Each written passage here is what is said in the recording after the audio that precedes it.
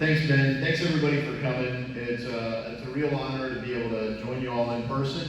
It took a lot of work to get an in-person meeting. We tried to have some through the course of the past year, but frankly, part of the way we wound up here at Fairgrounds is we started booking this stuff before Mandate Freedom Day had occurred in Ohio. So we were counting on county commissioners to give us cover and get us into a facility where we could have the leverage of the county who supported Mandate Freedom Day since before mandates were enacted, I think. It's nice to be here. We have a number of folks in the audience. I won't name all the elected officials, but I've seen at least 2 of our county commissioners from Butler County here, and a number of other folks. Our treasurer, Nancy Nix, is in the back, and hopefully you'll get a chance to interact with some other folks who you came here in the audience with. You'll see, I see from the Butler County Farm Bureau and a number of other folks that I know in the room, and a handful of people who look like new faces to me. I apologize if I've met every single person in the room. I don't mean to offend anyone, but a handful of faces that I don't recognize as familiar. But look, I want to give a brief update, and I'm going to just try to get to as many questions as I can, because there's been a lot going on since we've been able to get together face to face. It's been a tough year. It's been a tough year for COVID and all of the things around COVID. We, of course, had a health risk, and that's affected probably some of the people in here directly. Certainly family members, friends, neighbors, and others. We've had not just pandemic risk, but political risk around it. The political reaction to the pandemic has been a bit traumatic. I mean, family members were literally kept away from one another in care facilities, and that was especially painful. The economy's been disrupted due to all that. Lives have been upended in a lot of ways. There's been a lot going on in American politics. Certainly over the 5 years I've been involved, but it was a pretty noteworthy year this past year. I'm sure some of those questions will come up. But look, this past year, we kind of made our campaign theme Defend Freedom. So why did we say Defend Freedom? Well, it feels like freedom is under attack from a lot of corners. Frankly, not just from the political angle, but from the business angle. Some of the biggest businesses, some of the most powerful businesses have been making moves to restrict freedom as well. People say, well, they're private businesses. Well, when you look, a lot of times, if you have a political affiliation tied with a big corporate affiliation, historically, that's kind of what Italy had in World War II, right? I mean, they referred to that as fascism. This isn't the same exact system. It's not as formalized, but you essentially have a collaboration with the political left, and the left that has taken over corporate America, the media, academia, arts, entertainment, education. I thought we even had Nashville. It was like Nashville got taken over. There's a lot, but yet they call themselves like the counterculture or the resistance. And it's like, I'm not sure what you're resisting. You have all the levers of power now, the House, the Senate, and the White House. So it really has felt that way for a lot of things. You have authoritarian edicts. Every state in the country was essentially governed by one person. We found a little flashback in time to periods where there was benevolent dictatorships and less benevolent dictatorships. And we've seen in the first days of the Biden administration a very boastful governing with executive order. Clearly a plan and very aggressively implemented. So that's given a lot of people concerns about freedom. So look, with that, I want to get to as many questions as I can. So hopefully you all have some ready, and we'll just get after it. And I'll try to keep the questions short, and I'll try to keep the answers short but complete. And there's some chairs over there. If you feel like the line forms and you have to wait for a while, and you just need to take a seat over there. But we'll ask the line to form up that way. Everyone can kind of be in a queue. There'll be some order to it, and you can ask your question in your own words. Thanks. Congressman, our first question tonight comes from Glenda in Hamilton. Hi, Congressman. I'm glad to be here. My question is in regard to cybersecurity, and I'd like to provide a little context first. There's thousands and thousands of hackers all over the world who do nothing 24/7 except for look for bugs or vulnerabilities in our software and our hardware systems. Some of these people are entrepreneurs, some are criminals, and some are sponsored by nation states, including Russia, including the United States, China, Iran, North Korea, I could go on and on, Saudi Arabia. Well, when these bugs, or they call them 0 days, are found, these people go and market these to the highest bidder over the internet. And some of these bugs will garner over $1 million out on the market. Once these bugs are sold, they're developed into what they call exploits. And these exploits are used to hack into IT systems, both hardware and software. Back in 2016, everybody heard about the Russians hacking into the election process. But what we didn't hear about was that 2 months later, a group called the Shadow Brokers, and nobody still knows who the Shadow Brokers are, demonstrated that they had access to all of the NSA's exploits, all of them. Okay. Many of these, in turn, were weaponized against us in the United States and our businesses. And if you're interested in finding out, look at what... Yeah, I understand. Look, I want to be very polite to everybody, but look, if everyone filibusters, then we're going to get through 3 questions. So if it takes you 10 minutes to set up the question, it's really not fair to everyone else. Well, We just got to get to the question part. Okay. All right. Cybersecurity experts say that these people are already in our critical infrastructure. And they can launch devastating attacks anytime.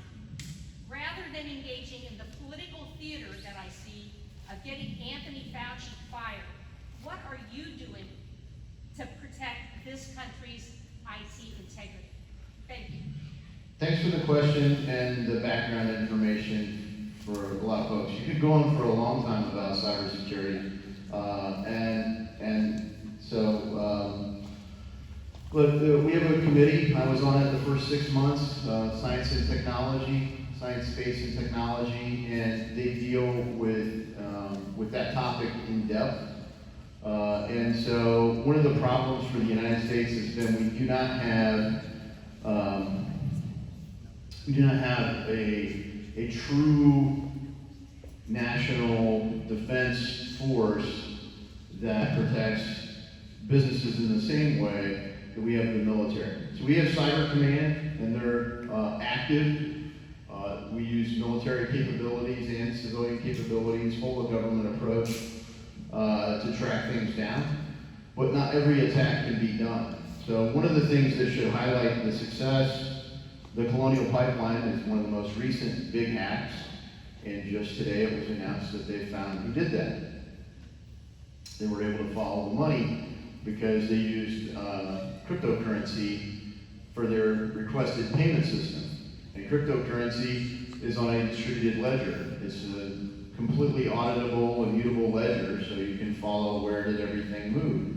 And it leads back to looks like Russian hackers, frankly. So we're going to work to extradite them. Once it becomes international, that's a question. And one of the things that isn't settled, not just by the United States, but internationally, is what happens for extradition when you have countries gone. At some point, do these cumulative crimes constitute an act of war? We haven't yet reached that point, but frankly, countries do engage in those activities. So, I don't have a specific piece of legislation on that topic, but it is an important topic. We frankly deal most of the things that we deal with at the most sensitive levels on that are in classified hearings and briefings. So I'll leave it at that. Congressman, the next question is from Steve from Springfield. Thanks for coming from Springfield.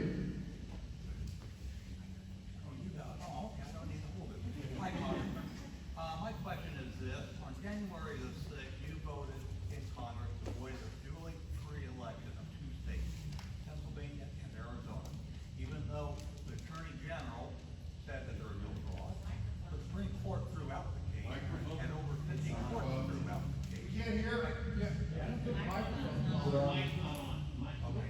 My question is this: did you vote no because you love your country, or did you vote no to appease your base? Thank you. Okay, so for those who couldn't hear his question, so we'll have to solve the balance there so everyone can be heard. The question was, why did I vote to object to two states on January 6th? And the base answer is because I couldn't vote to object to more. So I would have objected to some others as well.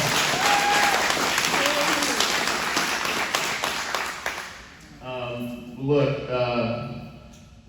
the Constitution of the United States requires equal protection of the laws. At the most basic level, that means one person, one vote. That's how it's been handed down from court opinions. That phrase is, I forget the court case at this point, is there. Fundamentally, no state is so sovereign that they can fail to provide equal protection of the laws. And if you don't have a voter ID system, you can't even say who voted, let alone whether you protected one person, one vote.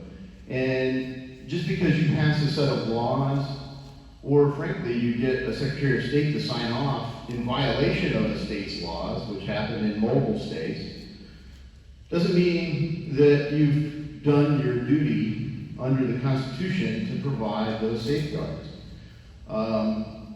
In my opinion, it would be hard to show in California that they truly provided equal protection of the laws.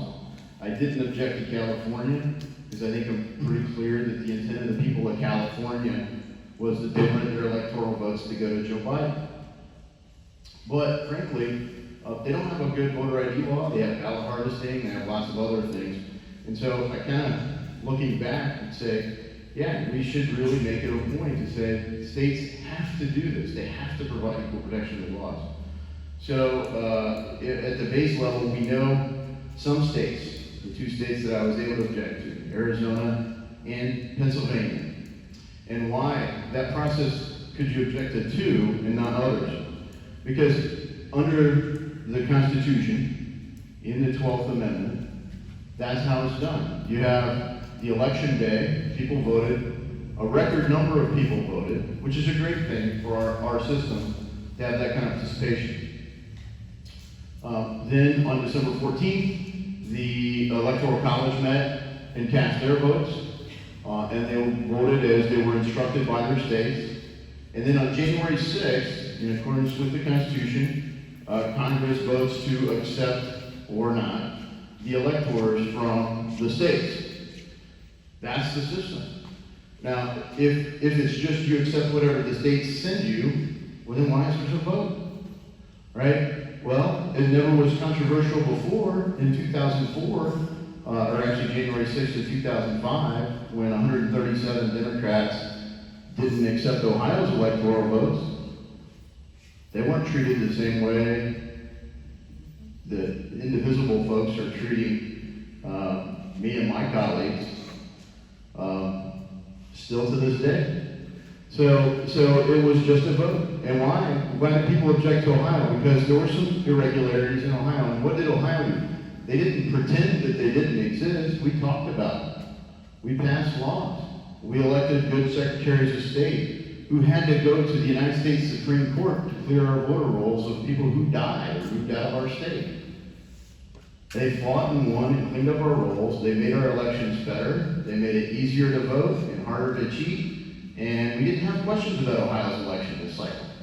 But we did have questions about Arizona's, and we did have questions about Pennsylvania's, and we had questions about some others as well. And we may have some more questions on this, so I'll stop there. Thanks. Working on getting the microphone fixed here, but Bill from Liberty Township has the next question. So first I want to welcome you and thank you for the town hall. First time I'm here, one of your sessions, so I do appreciate that. Thanks, Bill. Even though I've been trying to get to you in other places. So my question, I have two questions, but I think I'll do the second one only. My concern is, it's all about the GOP strategy with the quote-unquote Democratic progressives, which I don't really consider them progressive, more so socialist, maybe borderline communist. Why does it seem like the GOP is not getting the message out of their agenda, what it means to the average American, and why it will never work in the direction they want to take the country? Yeah, so I think it's a fair question, and look, as I highlighted, frankly, the left and frankly, way left. I mean, I see left, historically, like JFK was left of center, right? He was a Democrat. But he famously said, ask not what your country can do for you, but what you can do for your country, right? One of the best quotes by a president. I've always respected it. Iconic historical figure, seems to have been a very effective president, though cut short. His brother Bobby seemed like a pretty amazing guy. Today, I don't know where they would find a home in the current Democratic Party. There isn't a platform position that I've seen any of my Democratic colleagues have that would say anything other than, definitely ask what your country can do for you. Your country's totally failing you. Here's all the ways your country's a failure and everyone else is a failure. And when you elect us, here's what we're going to do for you. More free stuff for more people and whatnot. Those ideas are failed ideas, in fact. But you wouldn't know it from the coverage. You wouldn't know it from the education system, which is why it's so important for our school boards to be well led. And so if you don't serve on one, I hope you do. And vigilantly guard that. I think we get good representative folks from local communities. Broadly, our schools are going to be in better shape. But we need honest media coverage. A true free press is essential to defending freedom. We've got a very distorted press right now. We've seen that in spades over the past 4 or 5 years. And so I think that's a hard thing to get their message out. But I think the big thing that the Republican Party should spend more time on is getting our message out, right? Not so much countering their message. We need to spend more time on offense advancing our cause, not just defending freedom, but advancing freedom, as the 1776 Project was launched to counter the 1619 Project, to actively love our country and give thanks. This is the land of opportunity. With 4% of the world's population, we have almost 25% of the world's GDP. People from all over the world are flooding into the place, yet we listen to narratives about talking about how this is the land of oppression.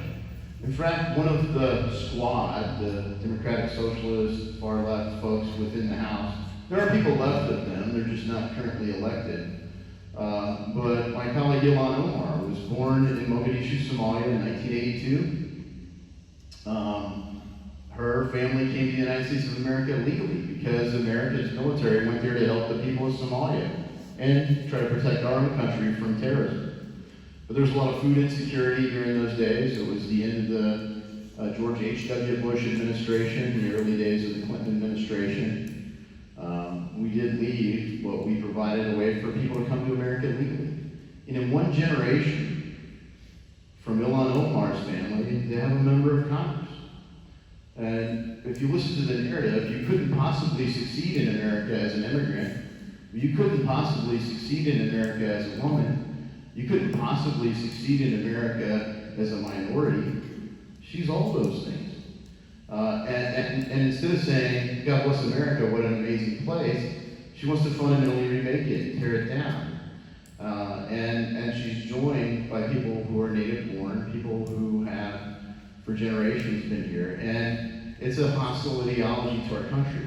And that's why I say we are truly fighting to save our country. If my own personal story ended at I enlisted in the Army after high school, and I got the chance to go to West Point, you would say, God bless America. What an amazing place. Most places in the world you can't do that. You're not from the right family. You're not from our country you can. Well, my story goes on way beyond that, but so do so many others in this room. I talked with a guy this weekend who's 18 years old. He's already sold a company for millions of dollars. All off social media influence. I don't really get all that, obviously. But, you know, so many great things can happen. I mean, as I highlighted the stats, I mean, look at the innovation that's occurred here. You know, whether it was the industrial age, the automotive age, the aviation age, the internet age. I mean, so many great things happen here. I can't understand the people that want to tear this country down. And so I think we just have to keep defending, but we have to get after defending and advancing freedom, not just countering their narratives. Sorry for the long answer. Congressman, the next question is from Greg from Hamilton. I wasn't holding my breath as you were going on. Hey, I saw a commercial. I don't know who the advocate was because I couldn't read the print, but it was, they were advocating background checks for gun control. It just seems like, another step on a slippery slope.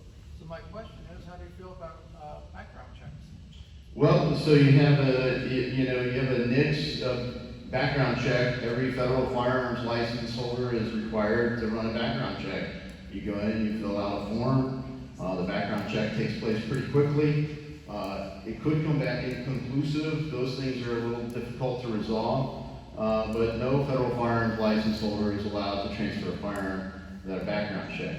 I don't think that for private sales you should have to go to a federal firearms license holder. If you own a gun, I believe you should be able to sell your own gun, just like you should be able to sell your own car. You should be able to sell your own lawnmower. You should be able to sell a gun. And you shouldn't necessarily have to go to some third party to do that.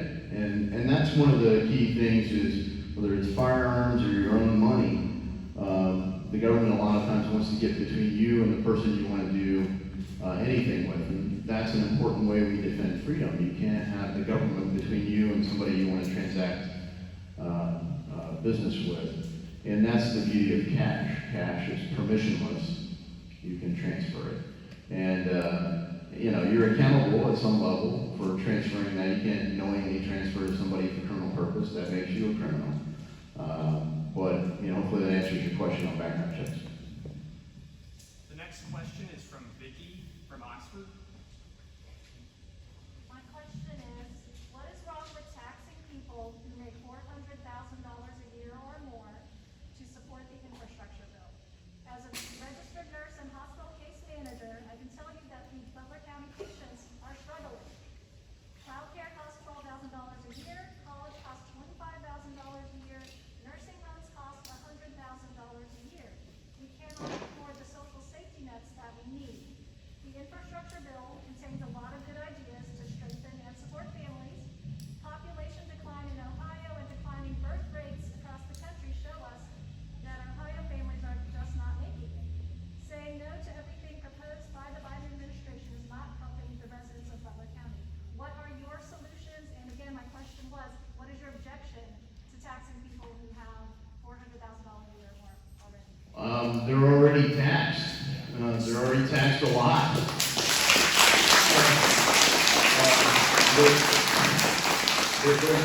They paid the massive percentage of the taxes already. So the math just doesn't work. So it's flawed, and frankly, the infrastructure bill has about 7% for infrastructure, and then it's really just a big tax bill with a bunch of Green New Deal layered in to move that. So it's a bad bill. It's more government under the disguise of something else. So on the clean infrastructure bill, which I'm sure we get to, I would love to do one. Frankly, we couldn't vote on a good infrastructure bill last Congress. Speaker Pelosi refused to put it on the floor, and then backdoor supported a primary opponent to a member of the Congressional Black Caucus for proposing it. So Cory Bush, who's formerly announced Marxist, Democratic Socialist, new member of the growing squad of people that hate America. She's there. She's there because she primaried Lacey Clay. Lacey Clay was not a moderate member of. He's from East St. Louis. But he proposed a common sense infrastructure bill that didn't raise taxes and didn't borrow money. What it did is it sold $200 billion worth of distressed debt from the Department of Agriculture to debt collectors. And it took the money from selling that to debt collectors so that A, the United States would get repaid, and B, we would spend half of it in urban districts and half in rural districts. That's a common sense bill, and it had Republican and Democrat support, but it couldn't get Speaker Pelosi's support because she didn't want Donald Trump to get credit for passing an infrastructure bill. So, he was disciplined in the way that Speaker Pelosi knows how to do it. Now he's not a member of Congress. So that's where common sense solutions from Democrats go, and when Republicans try to do the same, it's still never good enough. So Democrats in the Senate proposed a $900-some billion bill.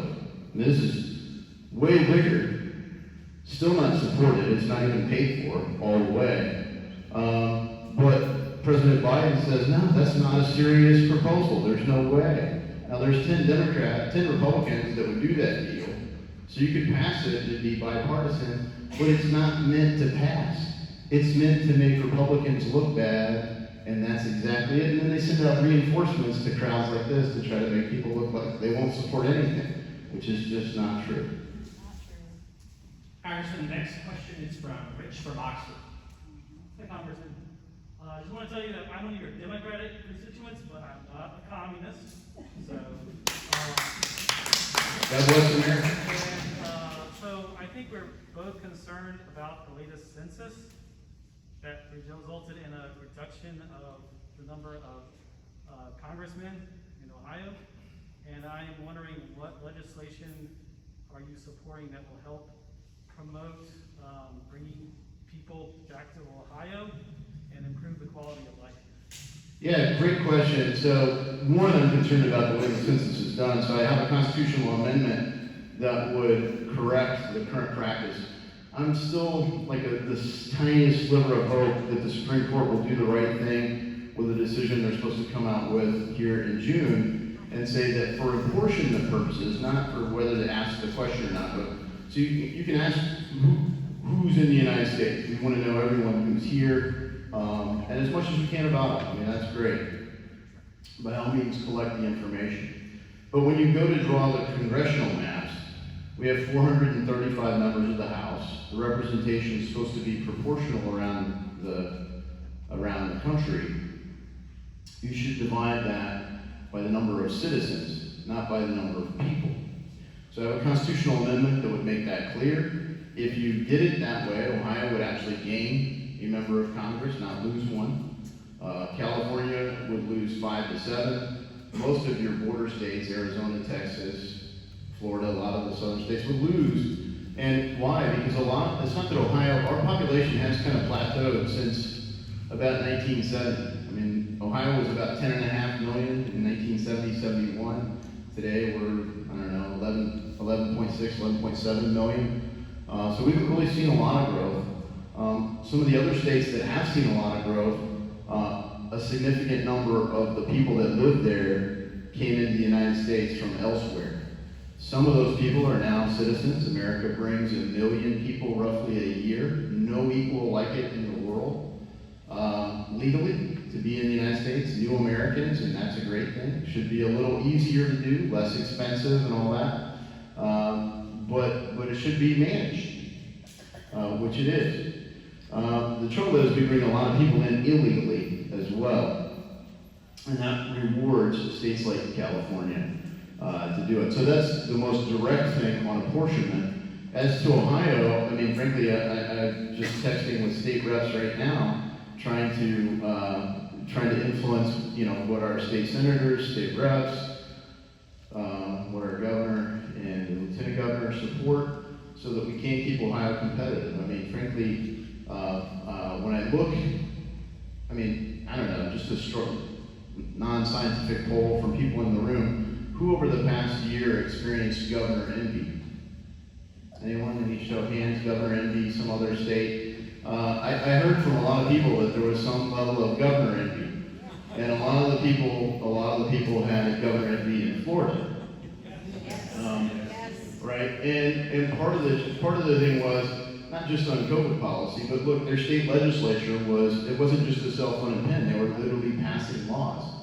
I talked with the mayor of Miami. He was putting billboards up in California and New York, recruiting people to come to Florida, come to Miami, and business is booming there. Now, granted, we're not going to be able to compete with them on weather, all right? But we do have 4 seasons, and they don't. They have hot, hotter, not quite as hot. You know, we have 4 real seasons here, which is great. And we got a lot of other great things in our quality of life, and overall better communities. But when you look at it, they've got a lot of tax and regulatory policy that makes it a very welcoming place as well. And so there are a lot of things I hope our state does, and one of them our governor just did, which is something I had asked since September of last year, which is say no to the bonus unemployment money coming in, because it's discouraging people from participating in the workforce. If you want to see our economy kick-started and coming back, you can't pay people not to participate in the economy. Our workforce participation as a country has dropped over this century from about 67% down to about 60% at the lowest. It's way up to like 61.5% right now. And how do you get people in there? You've got to get them back to work. They've got to work and participate in the economy.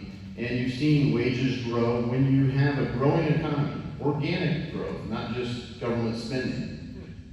It works.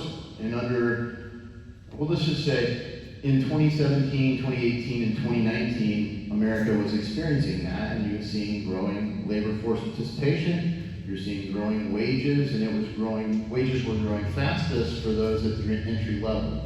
The wages for the bottom 10% of wage earners grew by just under 5%, and on average it was about 3.2%. So that's the kind of organic growth you need, and you need to do things that encourage workforce participation.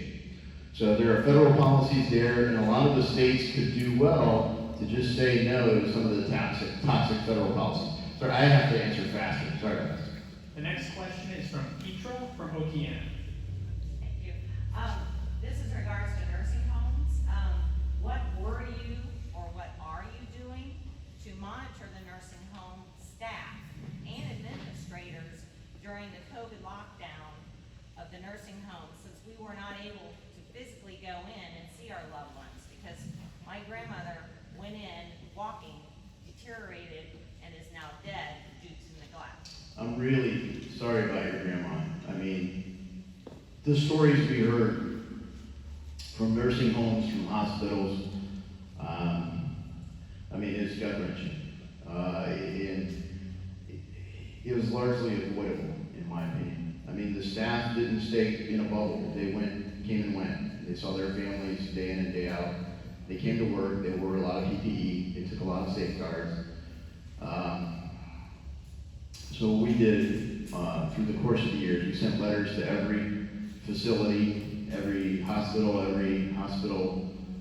management company, all those folks at the VA, and said, please reconsider your visitor policy.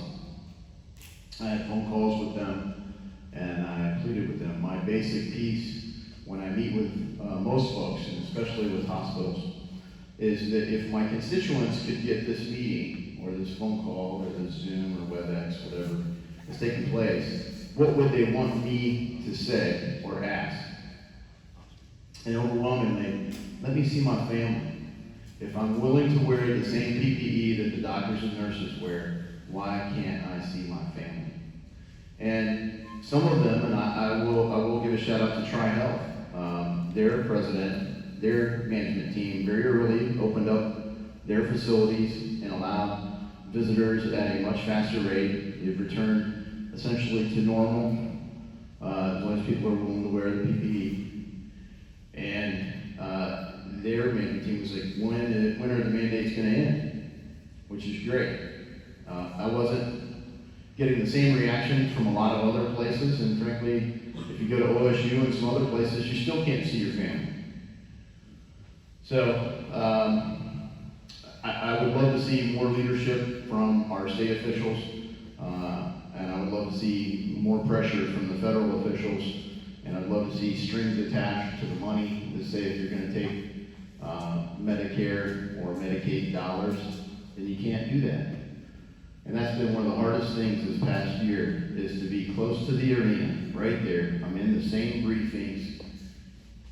I was literally hearing the same information, and other people were coming out, closing the country and imposing all these draconian things. I'm like, that's not what I heard. And when they call the votes, you just don't have the votes. You know, we fight in Congress by voting, and we don't have the votes. So it's been painful. And so I'm sorry that we haven't been able to change it, but I hope we can change it soon.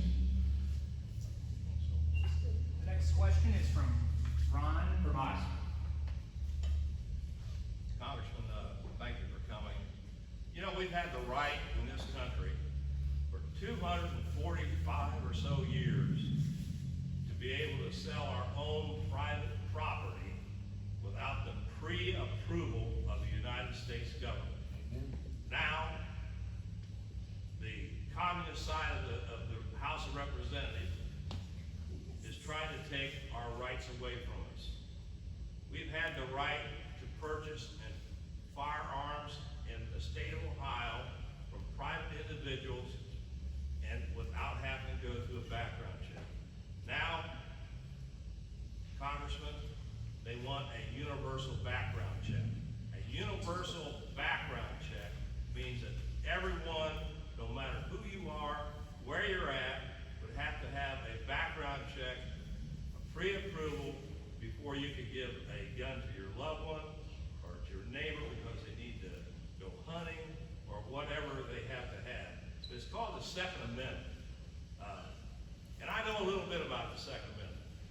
I own the second largest gun show in the world. And I'm one of them deplorables that lady was talking about that makes $400,000 a year. Well, let me tell you something. I've worked my ass off all my life for what I have. And I expect our country to stand behind us, and I expect you to help us. Well, thanks. So your basic question is, how do we protect that right? And look, the Second Amendment, I just love how passionate people are about defending the Second Amendment. Now, unfortunately, there are some people passionate about trying to take it away, and right now, they're in the majority in the House, they're in the majority in the Senate, and they're in the White House. Thank goodness there's a filibuster rule in the Senate, because but for that, this would be coming. The Democrats have legislation on this, it's already passed the House, unable to be amended by anybody.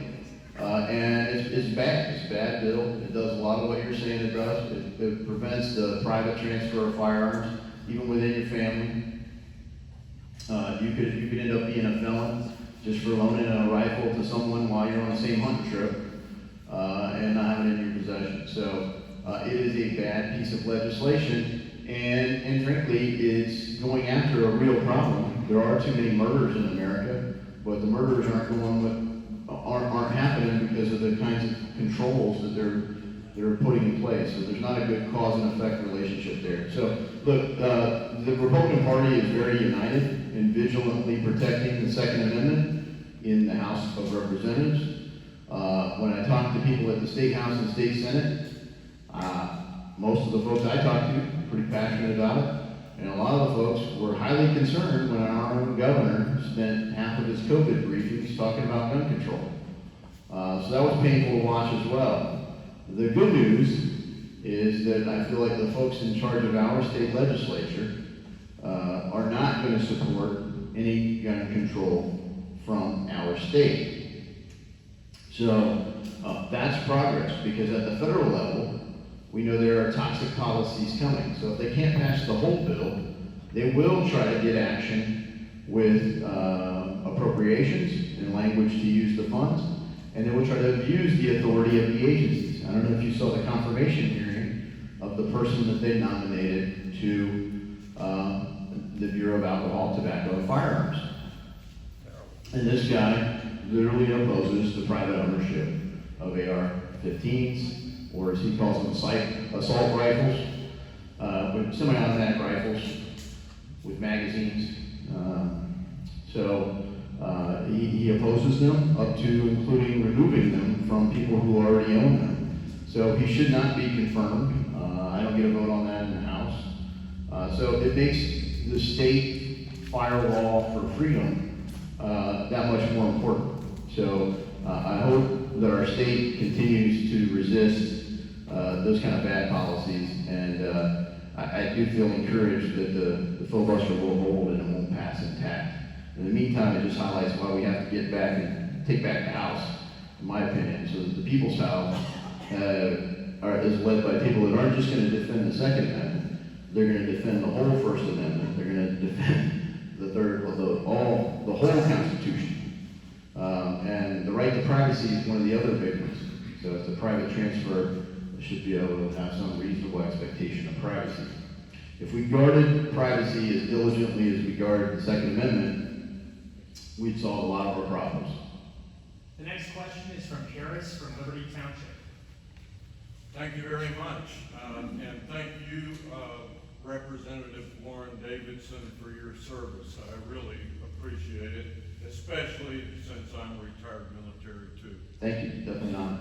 So, and I also want to thank you for being willing, like some representatives aren't, for coming off of Capitol Hill down to your people to listen to us.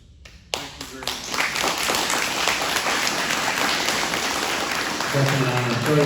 Sorry we had a hard time convening in person this past year. Hopefully you got some of the telephone town halls we were able to do as well. Representative Davidson, I'm going to try to make this quick. I took a large print one page and I cut it down to less than a half a page. So if you don't mind, I'm going to read part of this to just go through it quickly. I'm on the board of directors for VOR, a Voice of Reason, which is an organization that advocates for people with intellectual and developmental disabilities. Previously, before it became a political word, my son was called mentally retarded. And my son, Matthew, is 44 years old and has intellectual and developmental disabilities. Last Friday, I talked along with another Ohioan. We had a teleconference with your Zach Bohannon. And I will say he is truly an excellent legislative assistant. I've talked to numerous, and he's very well balanced. And we appreciate that. Thank you. Let me get to the point. The liberals want to eliminate sheltered workshops, and they want to eliminate intermediate care facilities. And they have tagged those things on to Raise the Wage Act, and to Transformation of Competitive Employment, and to Home and Community-Based Services Access Act. All I'm saying at this point in ending is that if your staff will look at the material I provided, you will come out with not only a moral victory, but a political victory in fighting this lack of support. Thanks for raising that issue, and it's one I'm passionate about. I've visited a number of our facilities, and for people that don't know, if you have somebody, let's just say, for example, autism, if you don't know, it doesn't matter whether you get to be, 10 years old or 60 years old, you still have autism. So it's not like you're going to get better in 2 years. So there's legislation from the Obama administration that they're talking about returning that would basically put an expiration date on those benefits. Well, that's a bad idea for obvious reasons. And there are people that work in in environments where they've got a very repeatable workplace, they've got people who are dealing with the same challenges, they've got all the support they need. And because of Medicaid, they can't make more than a certain amount of money. Now, I want to end that. We've been working on legislation to try to end that cap for people with developmental disabilities so that they can earn more. This is one of the benefit cliff problems that my People Care Act would address. But the other big thing is through not just legislative action, but from executive action, trying to put wage controls on that. And there has to be an exemption for people in these environments. I mean, Lisa and I have a cousin who is in his 50s, and he's in a workplace like this in St. Louis, and it's just tremendously valuable for him to be able to have that. It's a huge part of his quality of life, and it's like that for every family that I know that is in this situation. So it shouldn't be politicized. It really does work. These folks, their families care for them. They're not being exploited. They're in a good place. The biggest thing that would make a difference is you have people that have tremendous capabilities, but they're going to require massive amounts of medical care, and they should be able to earn more than the Medicaid cap in those circumstances. There's just a different scenario for the reason for their care.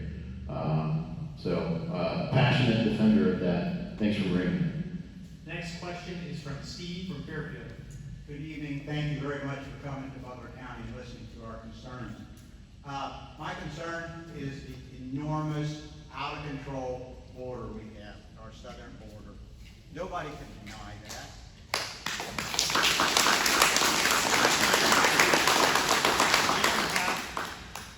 Take so many different avenues. They want to tug at your heart with these children, but we've got the worst of the worst criminals. Now it's being reported there's over 100 different countries plus represented nationalities because they found that there's a funnel and it goes to America, across the border, and it doesn't matter what nationality you are. If you come to the southern border, you can walk across. My question is, I know you're only one representative, and this also goes out to any representatives from the county that are here today. What can you and any official that hears this do to avoid busloads of these people being dumped off in our community at midnight by the Biden administration? Because it's also been reported that's happened in states all over the country, because they got to go somewhere. Yeah, great question, and a real problem. So I think it's incumbent upon every office holder to do what they can, do the best they can with what they have in the office they hold right now. And I want to give a shout out to Butler County Sheriff.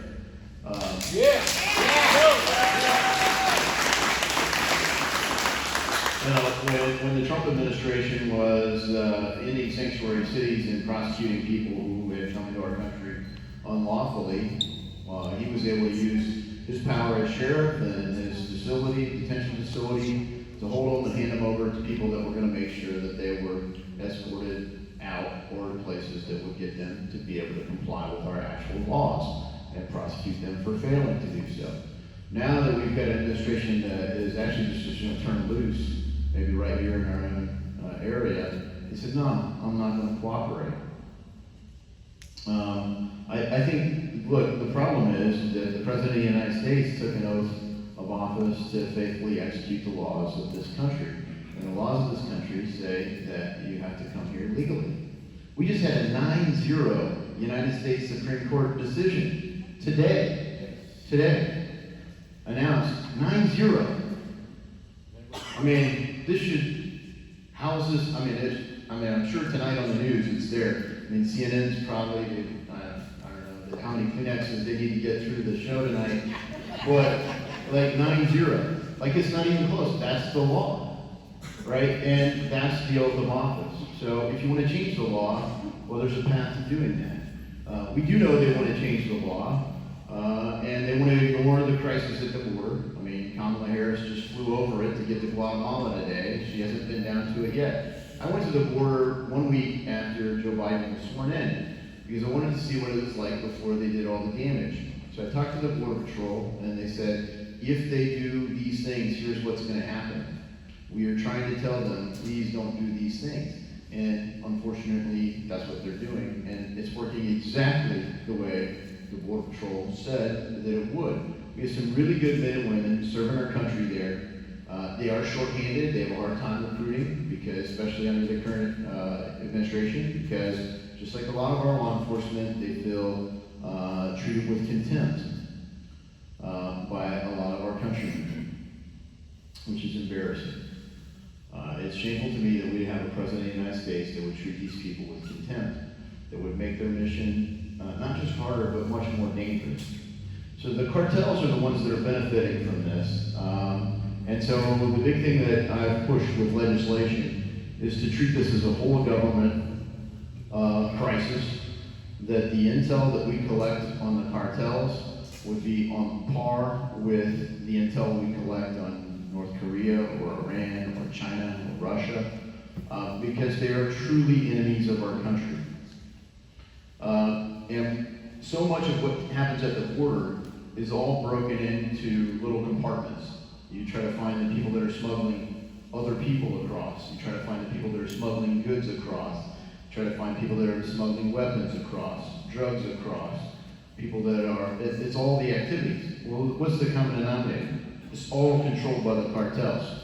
And the cartels place people into communities. That's why the sanctuary city model is so important to them. So they're given sanctuary to sell their drugs, to traffic in people, not just for labor, but for sex. The cartels make all the money, they bundle it and ship it out back down to the cartels who are enriched and corrupt the government of Mexico. They corrupt the governments all through Central and South America, but especially Mexico, Guatemala, Honduras, and El Salvador. So at least there's a recognition that, hey, something's going on wrong down in Guatemala. They flush them out so that they have to flee. And in general, they're flushing out the ethnic minorities. They're flushing out the hill people, the people, the others, right? They're not welcome in their home country. They're flushed out to America.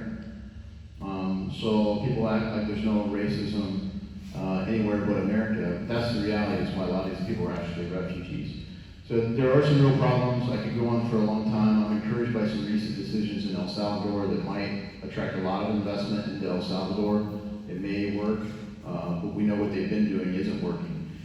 We know what the Biden administration is doing at the border doesn't work the way our laws are intended to work. It works the way they intended to happen, which is at odds with our law, and it reinforces everything I'm talking about elections.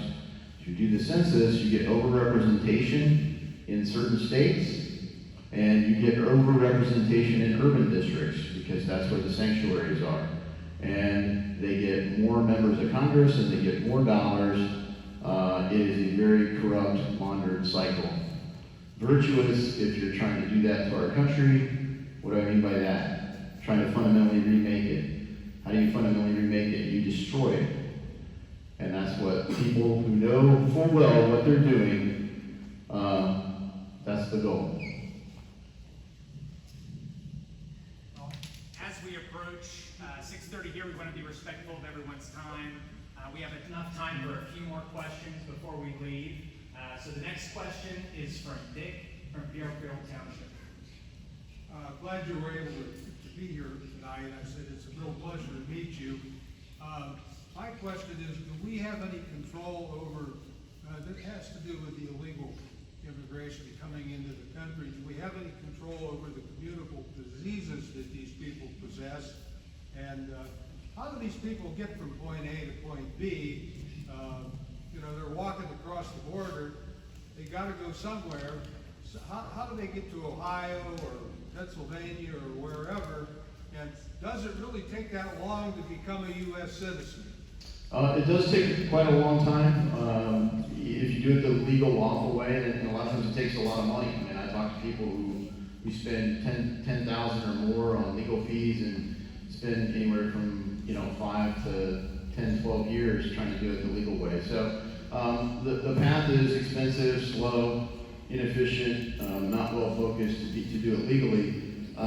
As for communicable diseases, yes, people are supposed to be checked for that if they come in legally. If they come in unlawfully, we've clearly seen that they're just being turned loose. without going through, even adequate screenings. They're certainly not. And for what it's worth, the vaccines are elective for people who enter the United States, whether legally or illegally, even though folks want to make them not elective for youth. Well, the next question is from Patrick from Westchester. Hi, I'll speed read this. I actually wrote it out in line here so I can say it real quick. So I noticed when you talked about the problems we've been having lately, and also fascism, you didn't mention the January 6th insurrection. I guess it doesn't matter to you. But real quick, so on January 5th, I called your office to report my concerns about the MAGA mob going to the Capitol to cause violence. The reason I'm concerned, in fact, was the threats made online by some of your personal friends, including a Westchester official who was calling for the hanging of certain people, including the Georgia Secretary of State. He's not the only person you're friends with on Facebook who, in November, December, was talking about violence. Okay, so I knew that they were intent on causing that violence. And I'm just wondering, I'm going to read your tweets very quick on that day. Okay, well, why did you write this tweet? We don't understand why you wrote this tweet. 3:13 p.m. on Insurrection Day, when the MAGA crowd was beating on cops. You wrote, I want to thank the Capitol. Let him speak. This is what you do. I want to thank the Capitol Police for its dedicated service and for keeping everyone, from members to staff, safe. I have every confidence they will be able to handle this situation. That was simply not true. It is 100% true that I had every confidence that the Capitol Police would do that. My tweet is true. It turns out that it took them a lot longer to do what we thought would be well executed. They have a police force of 2,000 people. They requested reinforcements. Those reinforcements were denied internally by the Capitol Police and by the Speaker of the House.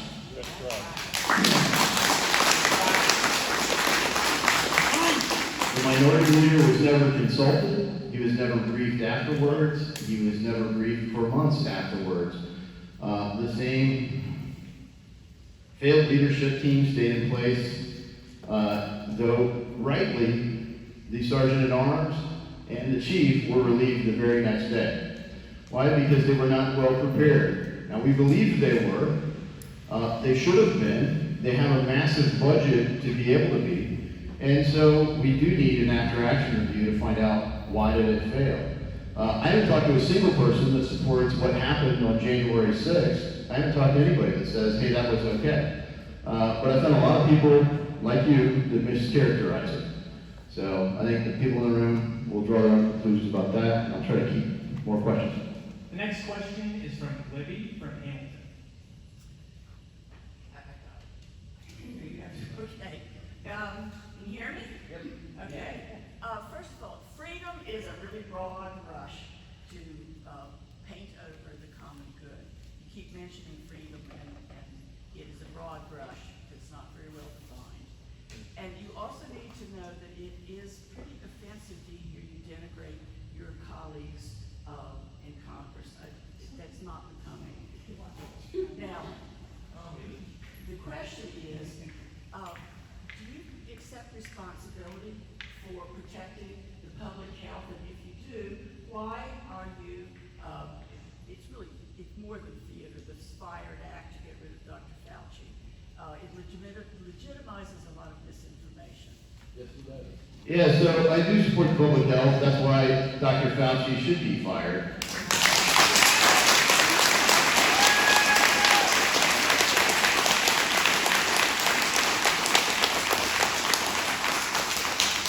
He's been in the role since 1984. Somehow it was everybody else's fault but his. His primary job is to have America ready to deal with the pandemic. He wanted to blame everybody but himself. He went in and stated numerous pieces that now that we have his emails, so like somebody else's emails, once we get into the emails, we find out what you've been saying wasn't true, and he knew it wasn't true. He, just a few weeks ago, spoke before the United States Senate and was dishonest with the United States Senate, i.e. the American people. So we shouldn't trust him, we shouldn't keep paying him, and once he's terminated, he should be investigated. So I think...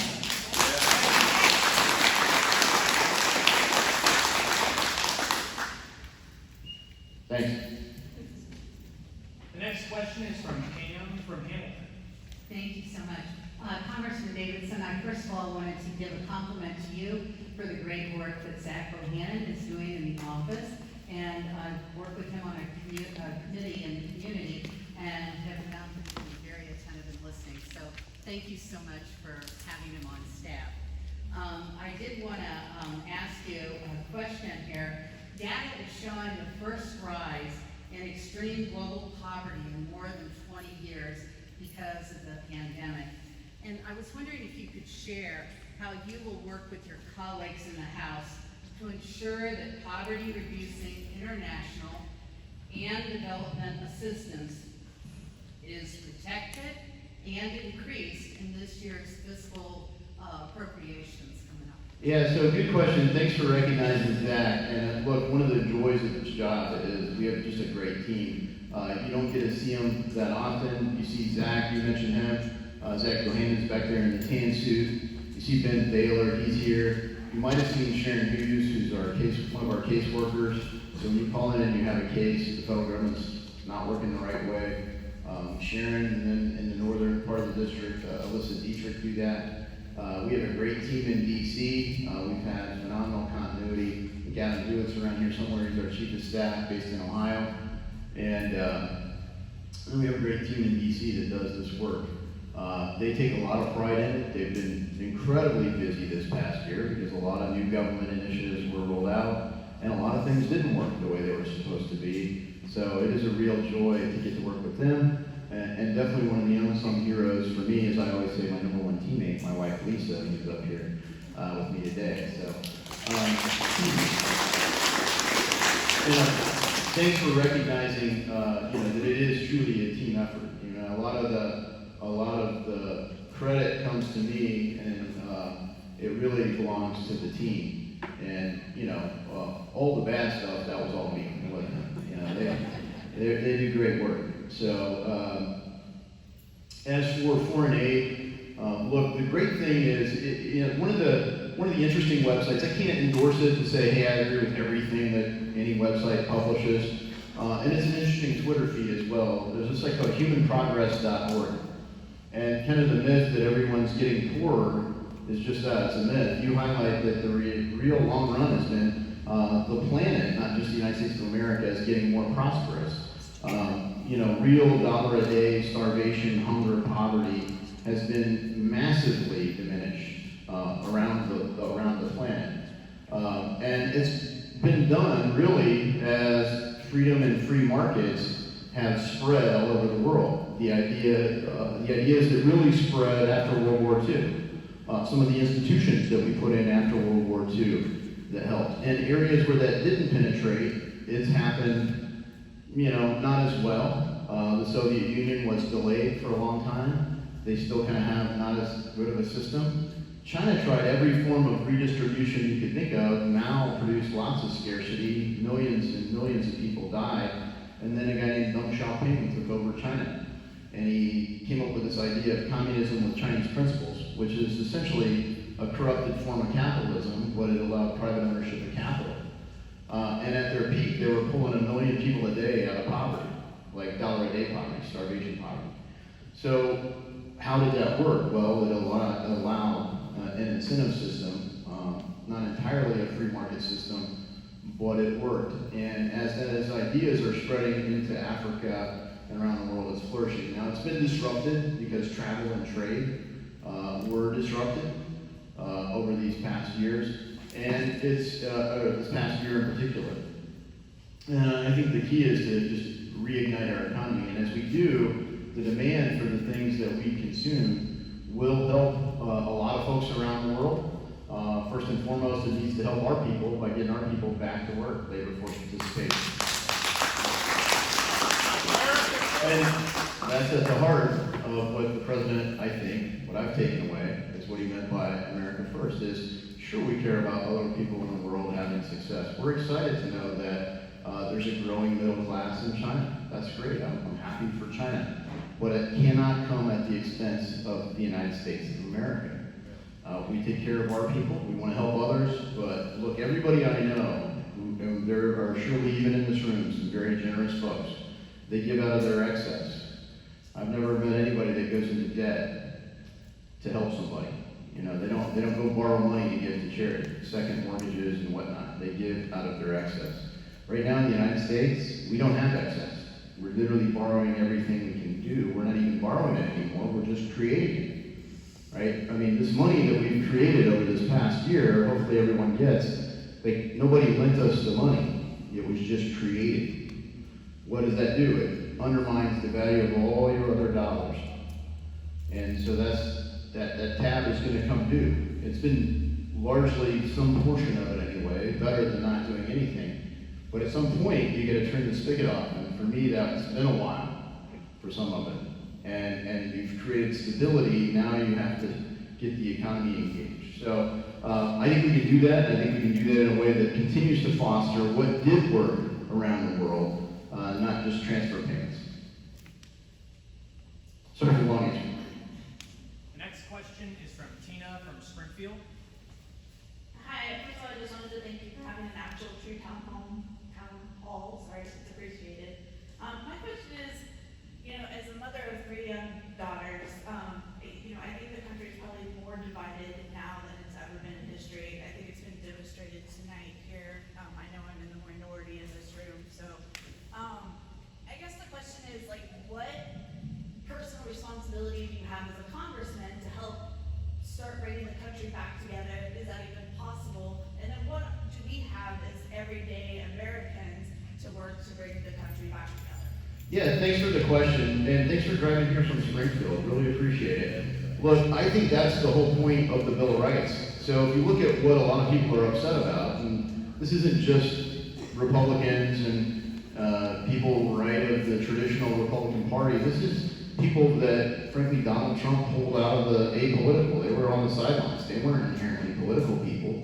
Donald Trump started speaking a message that resonated with people, and they started showing up. A lot of the reason is because the Bill of Rights has been trampled by a press that says they're free, but they're spreading the misinformation. By an academia and pop culture and corporate America that is actually canceling speech. Safe spaces, trigger words. They don't have debate. They're authoritarian. They pretend to be anti-fascist, but the reality is they're working to impose their will on others through raw power. If you disagree, you're canceled.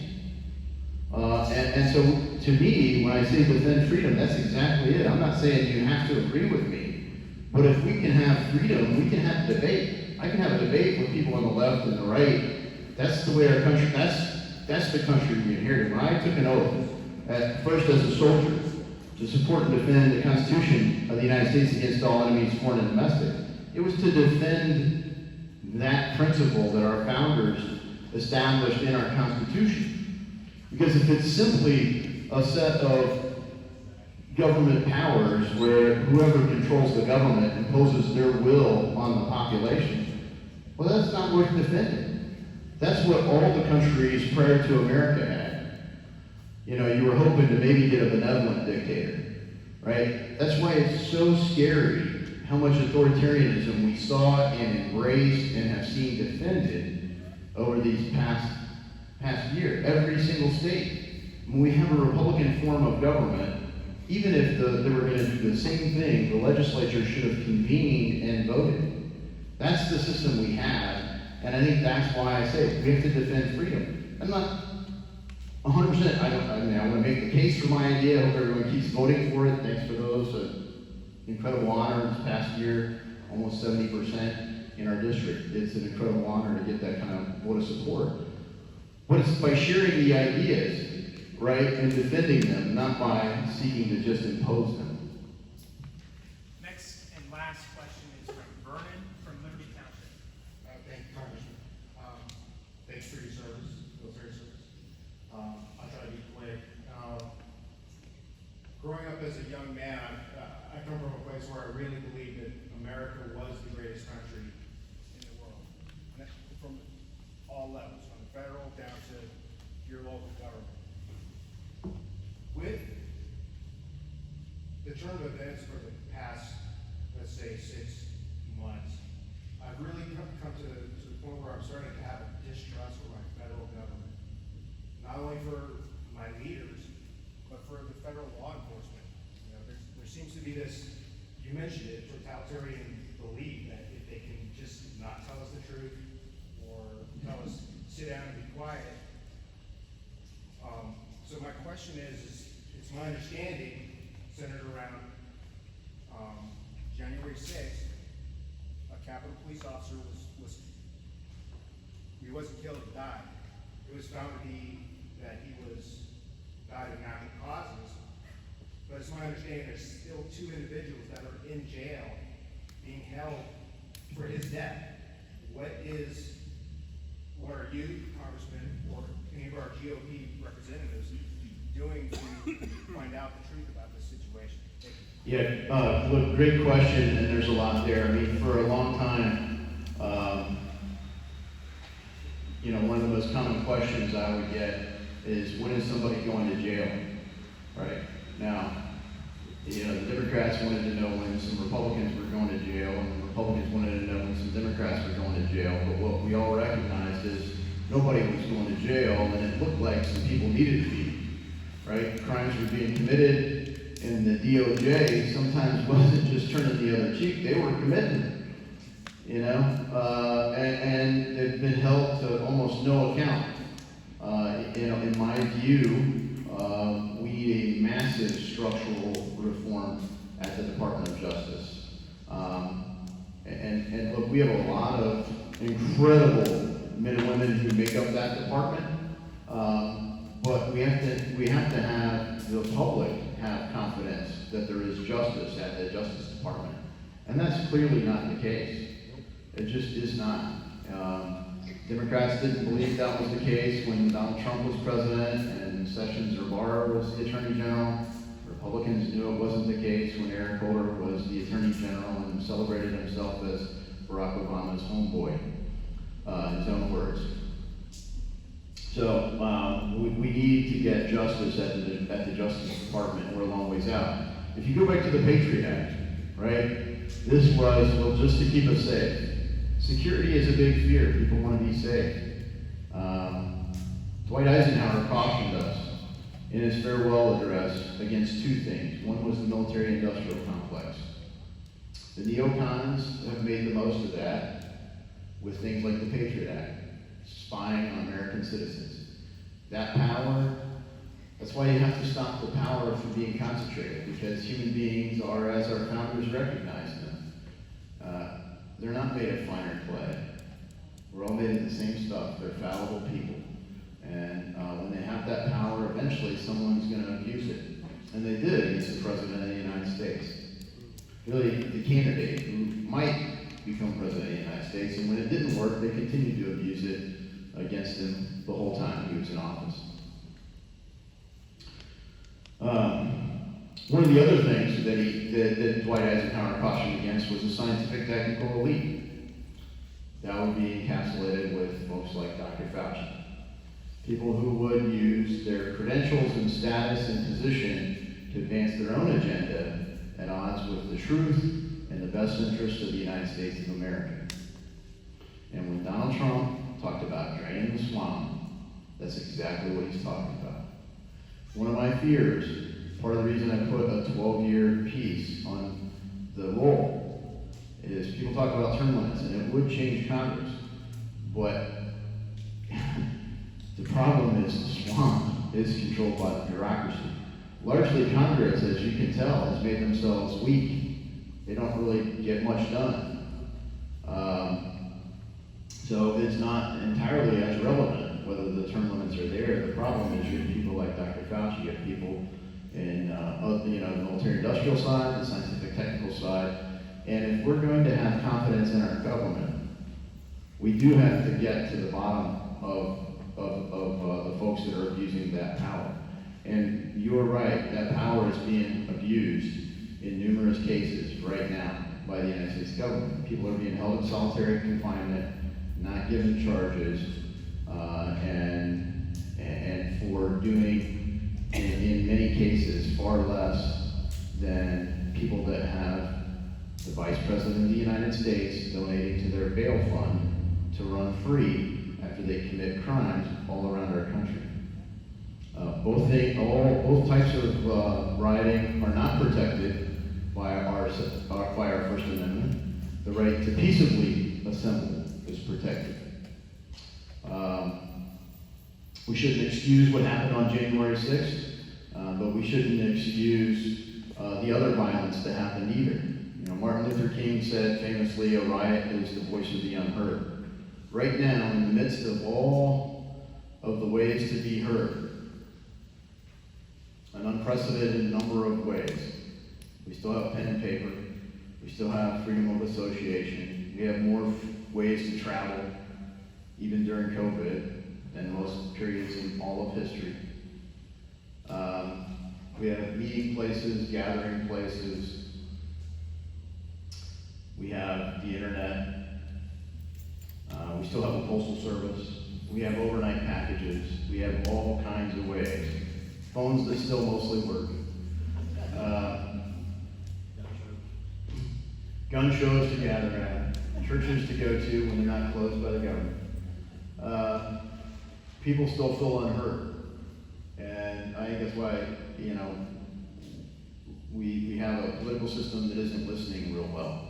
That's why I say we have to defend freedom. We can't just elect people that are going to go to whatever office it is and simply seek to impose their will on others. We have to go have our system work.